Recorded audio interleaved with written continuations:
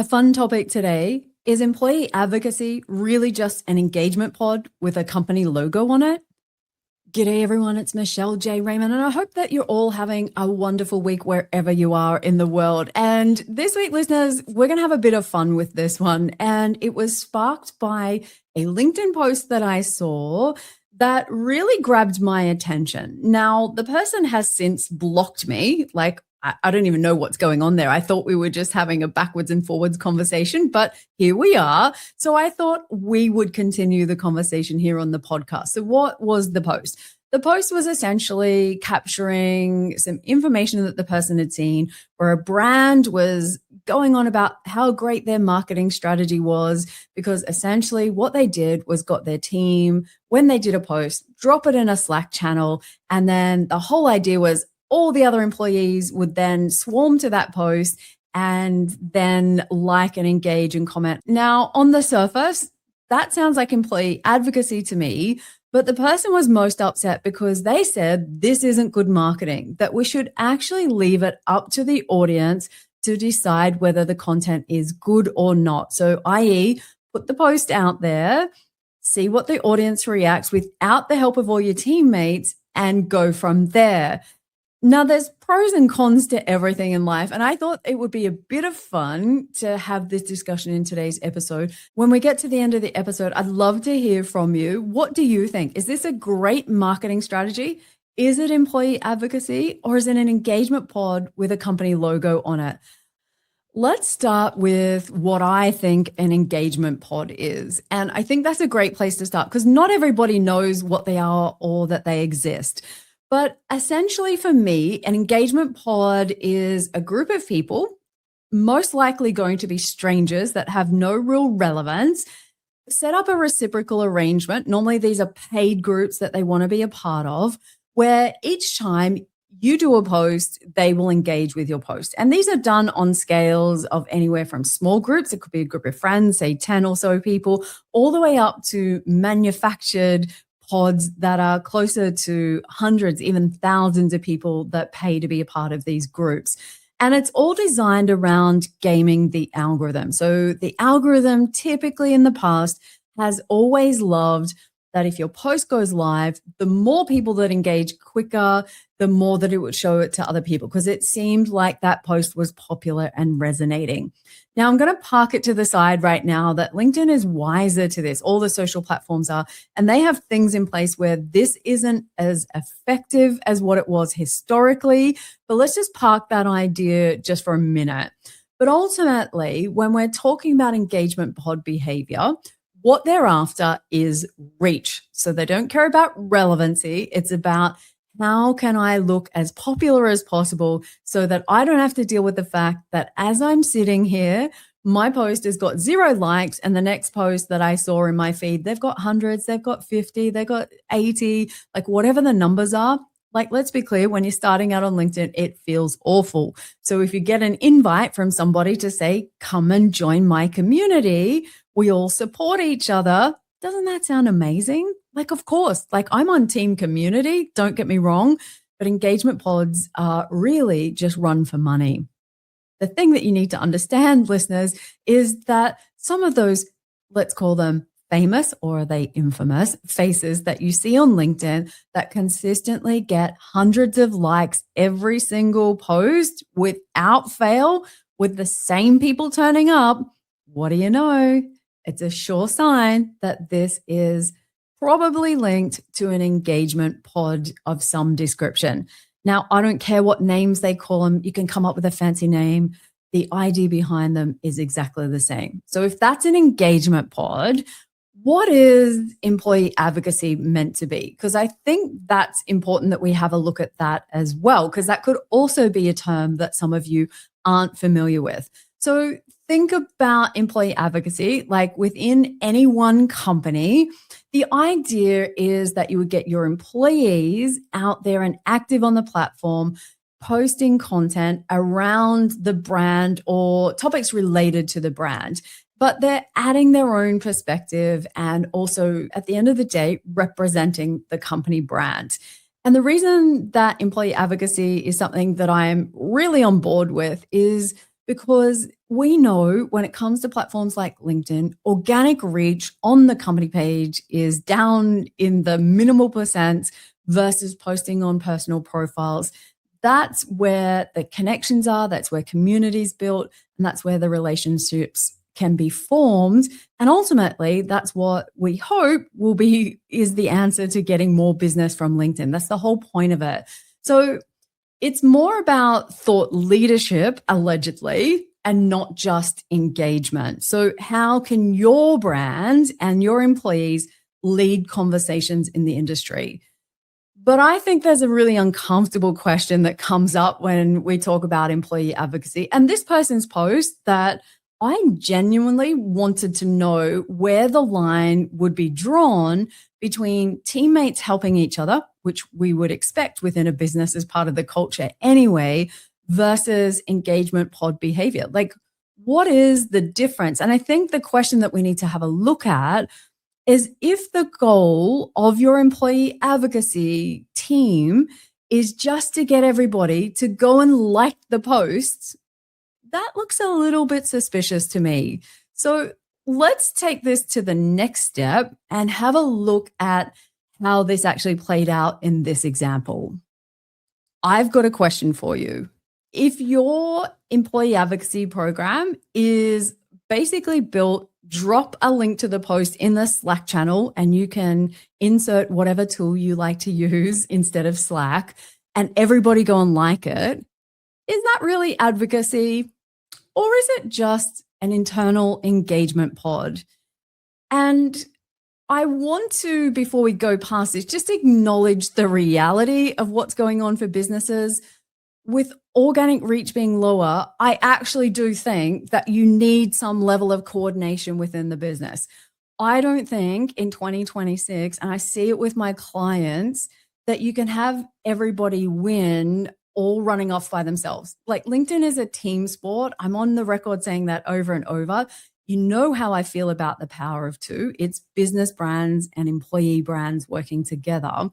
And I don't think that just because teams work together, that automatically that means manipulation, which is kind of what this person was implying. And I could see where they're coming from. And to be fair, if that's the only part of the strategy is like and comment on a link that you've been given, I can see where the person's coming from. And I actually agreed with them. And I'm a little bit bummed that we didn't get to continue that conversation. Where does the line get drawn between what's just engagement pod behavior, liking and commenting for the sake of it, versus what employee advocacy really is? Listeners, this is where I draw the line on the difference between the two. And I would love to hear from you. Where would you draw the line? And for me, I think it really comes back down to the intent behind the behavior.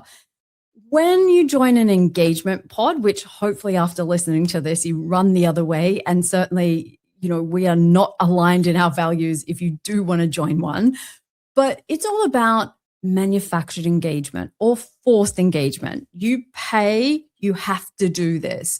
And quite often we'll see generic comments, or these days, even worse, those AI comments. Like, can we not? I've had enough of those, even more than generic, great posts. Thanks for sharing, that type of stuff. They never add any real value. And the conversation is pretty limited. And you can tell because it's not around a topic, right? And LinkedIn's new feed is designed and built around topic alignment. So engagement pods of people from all over the world in all different industries for unrelated topics is really not going to be very helpful. So what's the flip side to this if we are looking at intent? Well, I love the idea of employees amplifying the brand. It takes a lot to get an employee to do this. I don't care even how easy people make it out that, hey, just drop the link and everyone's going to run over and engage. Like, no, it is not that simple. I've worked with too many people and too many businesses to know that that's not as simple as it is. I think the difference then becomes the thoughtfulness or the intent as well behind the comments that people leave. Are they adding to the conversation? Are they sharing their experiences? Are they finding a way to get involved that actually moves that conversation forward rather than just commenting for commenting's sake? And I think, it does for me really come back to, is it a real discussion and is it real expertise, not just something that's manufactured by AI? So if I had to draw the difference behind the two things, for me, it's definitely one about intent, two about authenticity, and three, I think engagement pods are about, gaming as opposed to a well-run employee advocacy program is about distribution. How do you get good content seen by more people that would be interested in that topic? This is something that I know the line is going to be different for everybody. And some of you might say, on the surface, it doesn't seem like any difference. For me, it's about intent. So drop it in the comments. Let me know, how do you draw the line? What things are you going to factor in? If I use an employee advocacy tool, does that automatically make it employee advocacy? Or is it the behaviors that we're judging? I don't know. I really want to have this conversation because I think it's an important one. And as you know, I have in my headline over on LinkedIn, company page-led growth scaled with employee advocacy. So I'm a big fan of this, but definitely for the distribution and not for gaming. We have zoomed right in on the difference between engagement pods and employee advocacy, but I want you to zoom out a little with me right now and have a look at the bigger picture. When I talk about the power of two, and that is company pages and employees working together for those greater business goals, whether that's brand awareness, whether it is new leads, whether it is signups for your newsletter, like I don't care what the thing is, but I absolutely believe that the goal of employee advocacy is not likes and not comments. It is visibility. It is credibility. It is genuine conversations. And it's those sales relationships at the end of the day. And I like to look at it that when you get this right and support people to want to go out there and put themselves out there and create content, and you create a culture and an environment where your teammates want to support you while you do that, then what happens is you actually naturally get a great conversation and people that actually want to engage. When people do it willingly, and I'm not talking in the beginning where it's a little bit weird for everyone and there's maybe incentives in place, I think that's a smart move because it is a big deal to get people to put themselves out there. And so I'm not anti that side of things, but genuinely, I want them to feel like they want to be a part of it, not that they have to be a part of it. A quick test for you to figure out the impact of these programs. If your employee advocacy program disappeared tomorrow, would anyone outside your company actually notice? And if the answer is no, then it might just be an engagement pod with payroll. Yeah, let's sit with that one for a minute. And it comes back again to, why is the company doing this?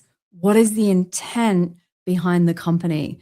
Are they forcing people to be a part of this? Guilting, shaming, all kinds of behaviors that ultimately make people feel forced that they have to be a part of this.